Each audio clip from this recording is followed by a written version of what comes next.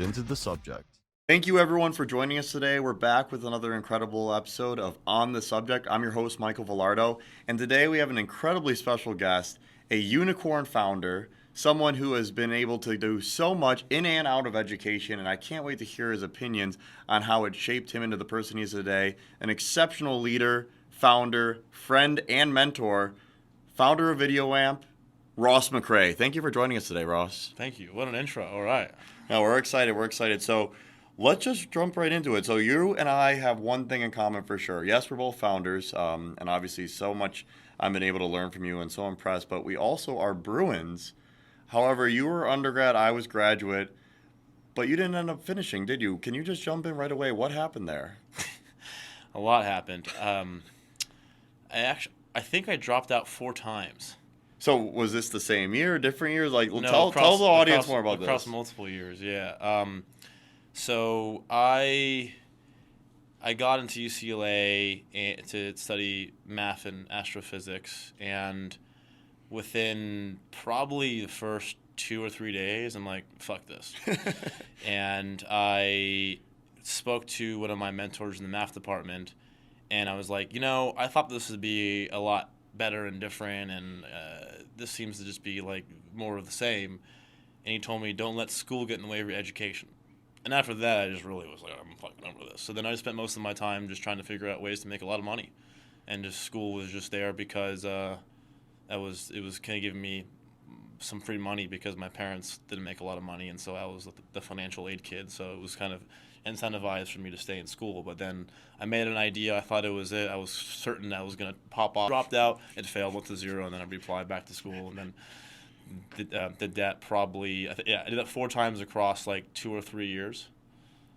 So I love hearing more about your passion for how school maybe hasn't served you.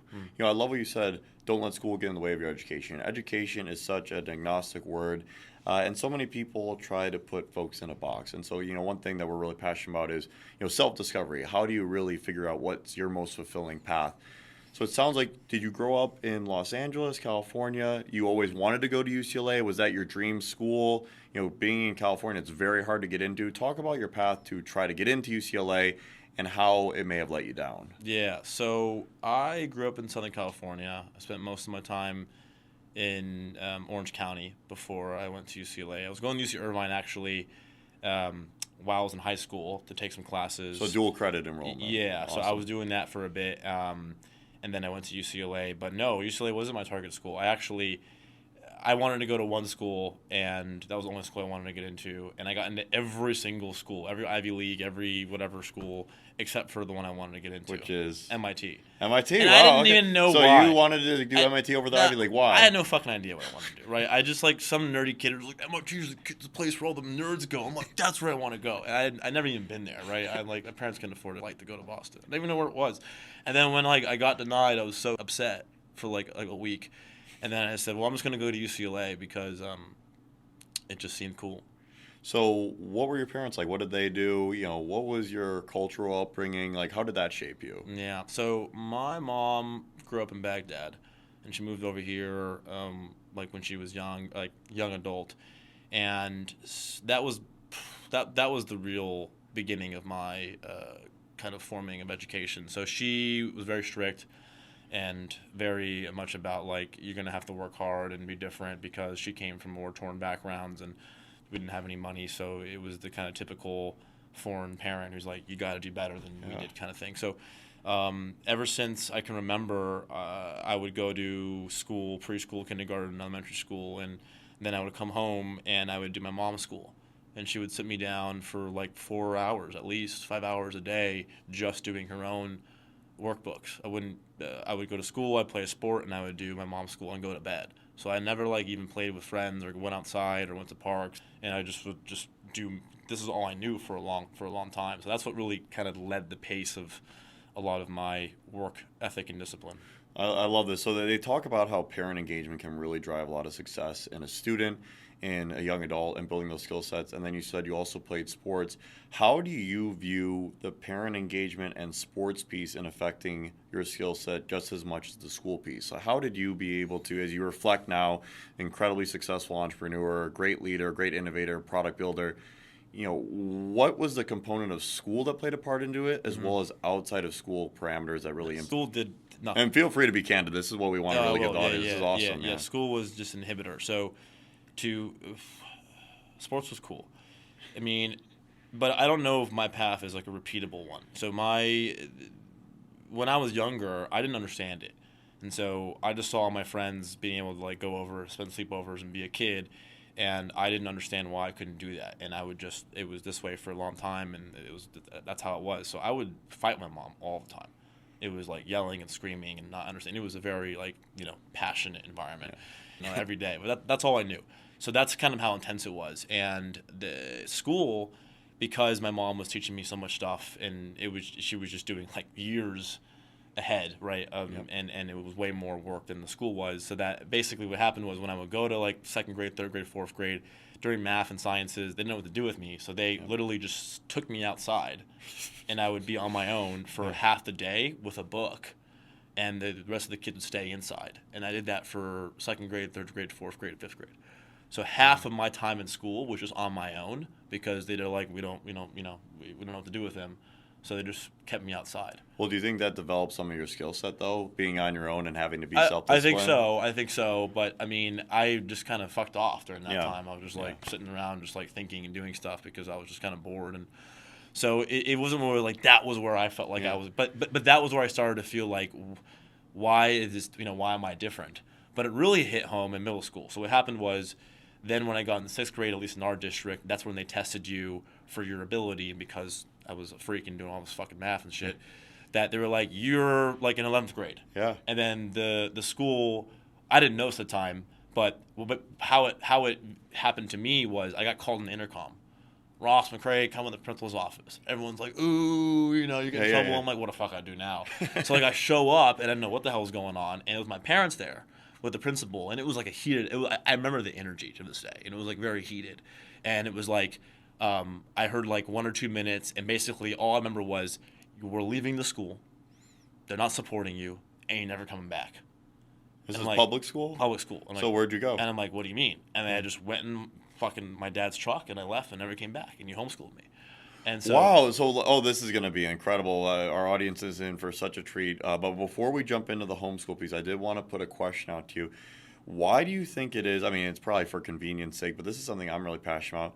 Our education system bases everyone based on their age. Mm-hmm. Nowhere else, you get into the adult world, 20, 30, 40, 50 years old, it's much more performance related. But in school, you're set to move at the pace of the slowest student. You're set to move at the pace of folks that are within 12 months of your age range. Do you think that hurts students by being able to go at their own pace? Like, how do we make that better? Yeah. Well, so, I mean, that's the billion-dollar question, and I think you have to ask why. And I don't think – so in this example, we'll, kind of connect these two things. In the example of me in elementary school and that middle school, I don't fundamentally think the teachers or the principals were just doing it to spite me. They were like, hey, just go and do 7th grade, 8th grade, whatever. They were not set up to be able to take care of people that were materially different than the norm. And as a matter of fact, their incentives are misaligned. Yes. And so I think that's probably the root issue, is that the way that schools get funded, the way that teachers get rewarded. I mean, most schools, my understanding is there's no even real reward to do well for your students or even do bad. It's more about tenure-based systems and kind of surviving. And actually, they're incentivized to do the least amount because you aren't making a lot of money in the first place. And so you might have to have a second job or think about work-life balance and just try to minimize your engagement. And what I found out in the future was the schools, at least in high school, they have those standardized testing, the exit scores. They get incentivized or they get rewards like whatever, blue ribbon or distinguished school, whatever bullshit's out there, based on the averages. So if you're thinking about it smartly, even if you took someone like myself and my job was purely to get my students to have the highest score, think about it this way. The smart kids on those tests, they're so simple, they're getting 99%. Yeah. It is like the lowest common denominator. There's not enough variance. So if you take a distribution of if you're going to reward the kids who are distinguished, who might actually make a difference or care about it, you will get either 0 uplift or 1% on a small cohort. Yeah. If you focus on the very bottom, who are no-shows, or getting 30%, 40%. You just do the most minimal shit possible, and Yeah, your you see more averages go through improvement. so you're actually incentivized to just focus on the kids who don't want to go to school, who aren't trying to be engaged, who aren't even thinking about wanting to do it. So that's where the incentives are, is around that dynamic. So I think the issue is incentives. Yeah, it's all about incentive alignment. But I really want to hear about this homeschool journey. I had no idea this was your path. So fascinated. How was that for you? Were you able to graduate high school early? Like, how did you go about Yeah. the homeschool path? And so it sounds like it was with your mother and Homeschooling was fucked too. So what happened was I came in and I went to some like shitty little trailer, and it was like, all right, well, you're in 6th grade, and they gave a pack like this fucking big, and it was like, here's 6th grade. Now keep in mind, only thing I was doing with my mom's shit, where I sat down and I would just grind for like hours, just doing worksheets and shit. So to me, I was like, okay, I'm gonna do this. I finished 6th grade in a month, and then I went back into 7th grade and 8th grade. I remember it was before the holidays. Yeah. I finished 6th, 7th, and 8th grade with worksheets, and they were like, "Yeah, you did it. Congrats." And so, Wow. and so at that time, I was like, "This doesn't make any fucking sense." And so, but separately is when I started to get exposed to computers Yes. and the internet. And this was around the time when the internet was like starting, and I got obsessed with it for whatever reason. And I was like, "This is sick." Yeah. And my So much parents didn't opportunity. even understood what a computer was. They were like, "What is this wizard machine?" And I just got so obsessed with it where I just started to explore. So I didn't do any school for 3 years. I just kicked it online and did my own shit. Because you finished the three. Yeah, and yeah. I it's- was just like, I'm just gonna go online, and I got just obsessed with it, so obsessed where I became like a weirdo. I mean, I dropped all my sports. I stopped seeing my friends. Like, I became a menace to society. Like, inside, there was a time where I didn't go outside for 6 months. My parents would like, "Oh, it's Christmas. Let's go see the cousins." I'm like, "No, I'm not leaving." Like, I was that obsessed with computers, and that's kind of how a lot of that started. Will you say that obsession, and really obsession is an extreme form of passion, really gave you a lot of fulfillment, even though it may have been borderline unhealthy at that age. The fulfillment, and I love your approach. We talk about, and we're gonna hop around a bit here. Our company, similar to what you were able to build at VideoAmp, we're really big on putting all your effort into fulfillment, and that comes from fulfilling work and really dedicating yourself to work. Why do you think there's such a pushback right now, especially younger generations, on this push for so-called work-life balance, rather than saying, I want to find something that I am obsessed with? Because wouldn't you say when you're obsessed with something, time goes faster and you get more enjoyment than saying trying to become a serial hobbyist? Yeah, for sure. I mean, that's the dream, and I think this is another area where school doesn't serve you. I mean, the topics of school are also useless, in my opinion. Like, to me, that would be a great topic. Hey, how do you figure out what to do in life to be fulfilled, to be happy, and to have freedom, but also be able to to understand you have bills to pay and you have obligations. Yeah. You want to have a family. Well, guess what? Like, you got to pay bills. And so, like, that would be a great course. Yeah. Instead, I remember it being like history courses of like some old white guy, William Wallace, running over a hill in like 1500 or whatever. Like, fuck this guy. I don't care. He doesn't do anything for me, right? I got bills to pay. I'm trying to have fun. I'm trying to learn how to like navigate life, and I'm sitting here learning about the most useless piece of information. So I think not only is the system set up in a way where it's not self. Why I love the internet was because I was on my own pace. Like, Yes. I'm learning Yes, for me, own and I'm doing pace. this own pace. Like, I don't need I'm doing my own thing. But then and also the content and the curriculum of like what you're interested in. So for me, like, that's the double whammy, is that not only is the incentives the wrong way, not only is it customized for you, but it's not your own pace, but the content itself is very rarely what people need to have a fulfilling, happy life in day to day. How do you be mindful? How do you find a happy life? How do you have good communication with people? How do you have good relationships? How do you imagine that kind of class where you're like going through scenarios of like how to have the courage to speak up front, or to be honest with yourself, or even today's society about how to navigate the negative social media dynamics and dopamine like rushes, and just like your mental health is so fucked. Yeah, You're seeing it's like sensitive. the mental health for kids dropping. You're seeing it's people leaving precipitous. school. You're Yep. seeing suicide rates increase. It's like it's such a bad. You're seeing engagement go down the roof, and all we're talking about is that guy William Moss going over the hill. It's like, get the fuck out of my face. Yeah, I love the passion. I completely agree that there's a lot of content that could be updated. And so, when we talk about content, we're all about premium video, short form, meeting students where they're at. Would you say for you, those years trapped inside on your own fruition on the computer was more influential than your experience in that public school?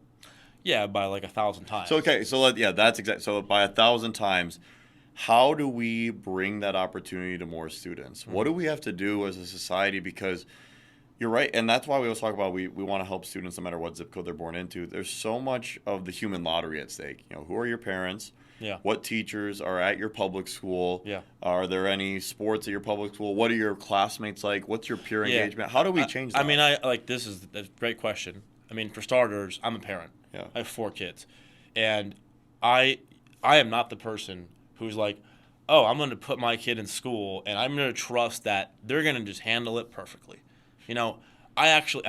Ironically, I think I actually probably have a lot of trust in the system. I trust they're So going are to your fuck 4 it kids up. going to go to? Oh, No, I trust deeply they're going to fuck it up, right? So like for me, it's this every day I'm scared shitless for this. And for me, I'm thinking about it as I got to take accountability and ownership for my children's education. I'm not outsourcing this to a system that I think is fundamentally flawed and hasn't been improved in hundreds of years. Like, no way. So I think for starters, if you're asking me as a parent, what are you gonna do? Parents need to take accountability for this. This is not something where you just trust that the system is going to do it. They're not set up correctly. They don't have the funding. They're not set up correctly. There's systemic issues with it. And you have to start there, in my opinion. And you have to ask to do more. And that's where I think it starts and stops there, in my opinion. Are you going to homeschool, private school? What's your approach right now? Yeah, look, I am. How old are they? I got a 4.5-year-old, 3.5-year-old, and twins. So the at 6 oldest months. is about to enter said potential system. What's your approach right now? Where are you leaning? Yeah. So to kind of go back to where I was like, I don't know if what I did is repeatable. Yeah. So I am not a fan of what happened to me, right? I think I got lucky. Right. But you worked really hard and created. I got lucky, but it came with all kinds of fucked up mental problems too, right? Yep. And other things that we got to get into when I had to navigate my entire life, when I'm still trying to it's navigate tough. through it's a whole nother podcast. Yeah. So episode 2 coming soon. So for me, I'm trying to take the lessons of what I thought was good, but try to remove like the negative parts of it. And try to do it in a more healthy way. It's more comprehensive. So integrating in where you're thinking about emotional development, you're integrating into about how are you in a diverse environment.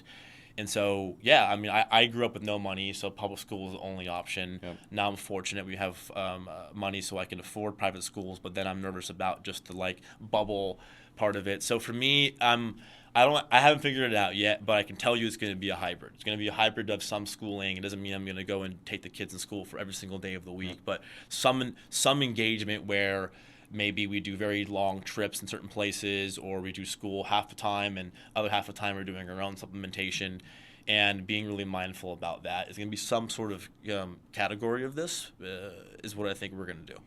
So why don't we speak to those kids like yourself out there, the kids who have no money, who their only option is to elevate themselves through more self-discovery. This is a student that we're really passionate about, is this type of student who we can help be engaged and go to new heights that maybe without subject they never would have the opportunity to do. So how did you find that self-discovery and will within you, and how could we get it out of more of our students? Yeah, I think great question. I mean, I think we spoke about the parents, but going to the students, I mean, maybe you're right. Maybe I think students is certainly another area where you have to start with. But it comes down to the how aware are they of the problem? Yep. How mindful are they? How passionate they are. So students and parents, it's somewhere in there. A combination is important. But I think educating the students about the opportunity is also important. I mean, I think if you go to any, maybe times have changed, but at least you're going to my ass or you're going to my, like, call it, students aren't like, yeah, I'm going to school. I'm fucking excited to go and do the school. I think they're aware that the school sucks. And they're most happy of to them see view it their as a friends. chore. They view it as a chore. They want to hang with their friends. Yeah. They do it, but like, I mean, most, again, maybe I'm wrong. Most are times have not changed. vocal about it as well. And we always talk about that. You know, we're always working with districts, and we're so thankful for our partners. You know, most students aren't going to say, oh, wow, subject is so much better. I'm going to march to my principal's office and make sure they use subject instead of the legacy player. Right. Because most students view school as a status quo. It's a chore. I have to do it. I just want to get through it, and I don't mind too much. But I think that's the opportunity. I think reframing it to the kids is what I'm trying to say. It's making them more vocal. Yeah, I mean, like, and just more aware, right? It's like, look, you're about to go into the world, okay? You're about to go into the system. You're in a matrix. You're going to go and you think getting A's and getting this shit's going to matter. And you're going to go to school. You're going to go get in debt. And you're going to go into some bullshit. And then you're going to go and probably work a job because your parents or someone said you should go do this. And then you're going to do this and be a fucking monkey for the next 10 years. And you're not going to be able to get a down payment on a house until you're like 80 and you're dead. And you're like, it's like, this is just not okay, right? I think people need to understand, like, this is a trap. This is not something that you want to get into. And so in my opinion, there are probably a cohort of students who are under the guise that success is like getting grades and going and getting in debt and then going and working really hard and like being a doctor and spending 20 years to break even. Like, this shit's insane, right? And so I think I don't know how many people are aware of the reality of how much money you can make or what's possible or different kinds of life you can live. So I think an awareness campaign regarding the potential of how you can live a life and how you don't have to just go down one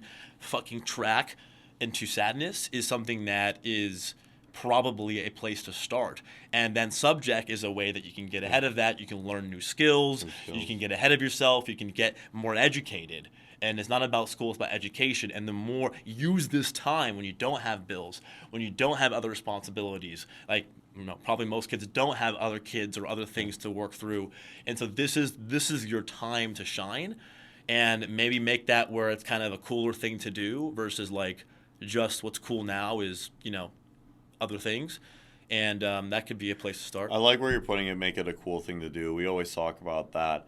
And you even just described yourself at one point in your life as a nerd. I don't think many people would, especially at first glance, assume that is you today.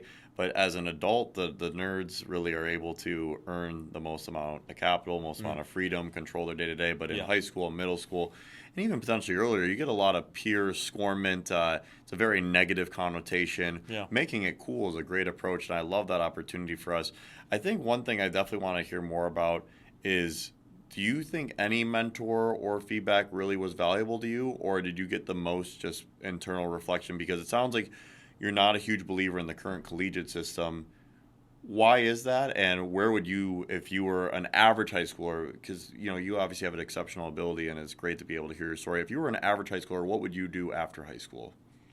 And when I was in high school or after high school, you're saying, did I have a mentor back then? Yeah, so is there any key influence in your life?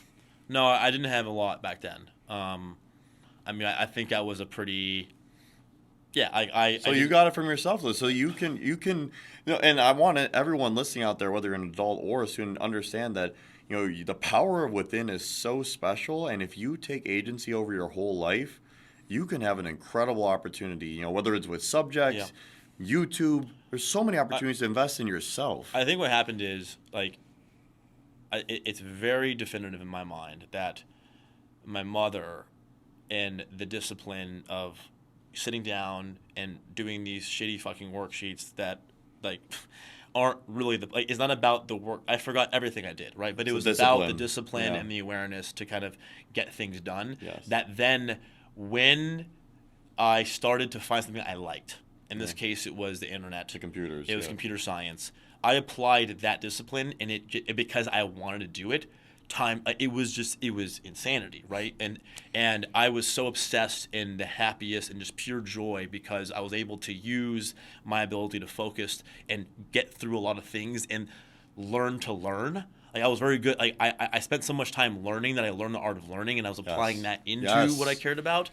And that's why I've always liked math for what it's worth. It's not because I'm ever really using these math these days. It's because of the logical ways to like apply your skills into things. And so I think for students, if you're able to learn, it doesn't matter whether you're learning a certain subject today, if that can be applied into what things that you care about, and even being aware about things that are your passion. And I think a lot of kids, when they're leaving school, I don't know what I want to do. I'm confused. I don't know what I'm passionate about, because you're not exposed to a lot of things. You have to be exposed to stuff. You have to go out and explore and see what's possible. And usually they're just seeing what their friends are saying. And everyone's a fucking lemming, right? I want to go be a messed up banker. It's like everyone says the same dumb things. And it's like they don't even thinking for themselves, and they don't even know why they're thinking about it. And I mean, that was my case when I went to my math classes. I mean, I was sitting in math. I remember I would go out and I would ask everybody, like, "What are you doing? Why are you doing this major?" And it was like, "Oh, I don't know." Like my mom, like it was like you're not even awake, right? They're just so used to being told what to do, they're not even thinking for themselves. So I think opening your mind and thinking for yourself, so taking accountability for that, and that's fun. You have that aliveness. So I think you have to just realize that. Yeah, you can't dream it unless you know it. I always talk about that. If you don't see it or know it, you're not going to even have the ability to dream it. And so it's really important to get exposure. If you were in high school, again, someone who's more middle of the road, whether you call it student or professional ability, would you go to college, trade school, work for someone as an assistant or apprentice? Like, what would your approach be? Yeah, I mean, I love college for fucking around and partying. I mean, anything, if you're going to college... Let's put it this way. Take it back. You don't have to go to college. Because when I dropped out, I was still going to college parties, right? You don't have to pay to get in debt to go have a good time, right? But being in the vicinity is not a bad experience. So I think like there's an experience of like, yeah, you want to do that. But for me, and also, by the way, you don't have to even go and pay for school to take the classes. For what it's worth. You could just show up. You just show up. And or audit, yeah. Yeah, you just show up. Like the degree is the biggest waste of time on the planet. I've hired over 2,000 people, maybe more. You know how many times we check if you have a degree? And my friends, like, no one ever checks if you have a degree. Like, it's just the biggest rooch, So like, I want to jump in there. Why pay? I don't necessarily disagree. I know there's value in arguments on both sides of the coin, but I think, and I'm sure you'll have a contrarian opinion, so I'm excited to see how you respond to this. The signaling device of the school you got into. Now, I know some may come across elitist or such, but getting into, like, even your story, UCLA dropout, it's a better story than saying some random school we've never heard of dropout when you go to raise capital. Now, if you were successful, you're going to make it no matter what, but would you not agree that, and maybe this is weaponized too much, but Harvard or Stanford dropout does get more credibility in the professional world than someone who went to a no-name university? Whether it's right or wrong. Well, I think it always comes down to the individual. Yes. Right. I think that is what you hear about, because that's the more common, success story. But there are people who don't even go to college because they're already making hundreds of millions of dollars. They're like fucking losers.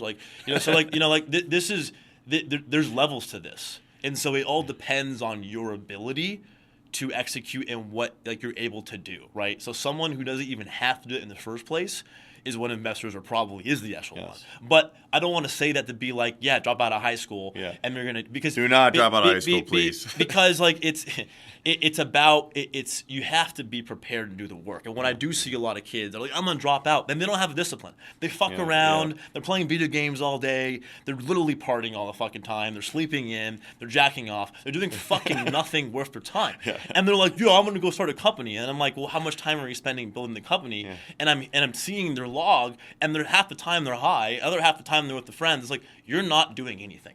So this is the problem, is like there's this allure of like, if you just drop out, you can go and you're going to go and make it, but you're not putting in the work. But also at the same time, there's this trap of saying, I'm just going to go and go to school and everything's going to be okay. So you have to, you have to have some thoughtfulness around here. So I'm not pro anything. It just depends on the person, but you should just know why you're doing what you're doing. But you do not need to go to school for education.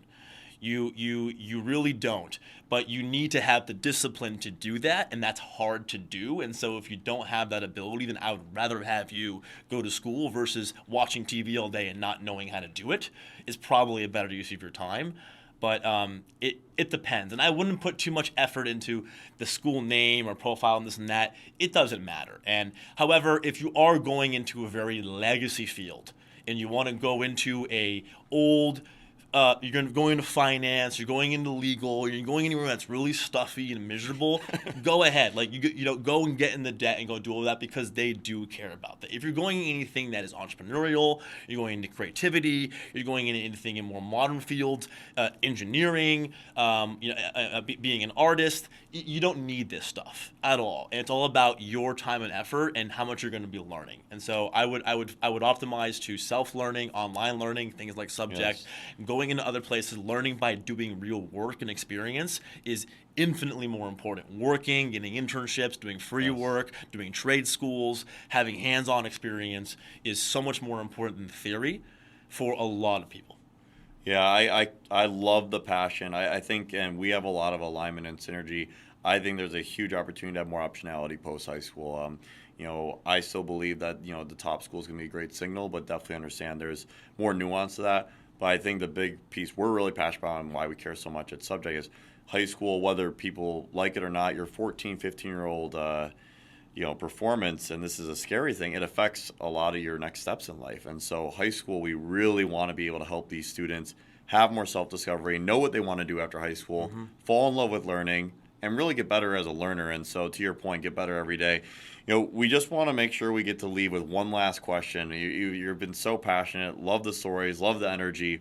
If you were to do it all over again, and I guess you're sort of doing this as a kid, so I don't want this to be duplicative, but when you were pulled out of public school and thrown into those packets and then you had the computer experience, what would you change about your own experience if you had to do it all over again? You've obviously turned out incredible, and you're able to inspire and change the world. But in terms of education, what do you wish the education system would have done better by you? I mean, I think if it was able to help expose me, again, I got lucky, right? Like, the amount of times where a kid has 3 years to do nothing. That's a lot. But self-learn in something that they're extremely passionate about is rare. So, but if that wasn't the circumstance, I feel like that's the kind of stuff. Like, how much time is the kid taking control of their own learning path and their curriculum, and how much do they have a say on what they want to do and be exposed? And so I'm so fortunate, and I feel so lucky to be exposed in this industry, in this field, and now I do a lot of things, and I'm using more software engineering as kind of a layer, an infrastructural layer to do other things. But you never know. Maybe I would have been equally passionate about other things that I wasn't exposed to. So I think if school systems can really treat the child as more of an adult and really give them the opportunity to be exposed to more things and teaching them how to learn and teaching them generic skills and preparing them for life, those would be, I think, much more beneficial than the current curriculum. And so anything that goes into those areas, I think would have been very helpful. And even things like the mental health and how to deal with people and community, and how to be happy, and how to be authentic, and how to feel like you don't have to pretend to be somebody or to become popular, or how people's opinions of you differ. Like, these are things that are really bubbling up right now that I think the school should take more accountability to help fix for the mental psyche of the children, and that I think that would be a good place to start. Yeah, at the end of the day, we're in the business of helping adults have the most fulfilling life possible and be contributing members of society, and there's a lot that we can improve, and we're really excited that Subject can play a big part of that mission. But this was amazing. What an incredible episode. Ross McCray, founder, CEO of VideoAmp, is an incredible leader. Incredible to have him on the pod, and you already heard it here first. There's going to be a second one coming soon, and so we're really lucky to have you today. Thank you so much for your time today, man. Ross. Pleasure. Thank you, brother.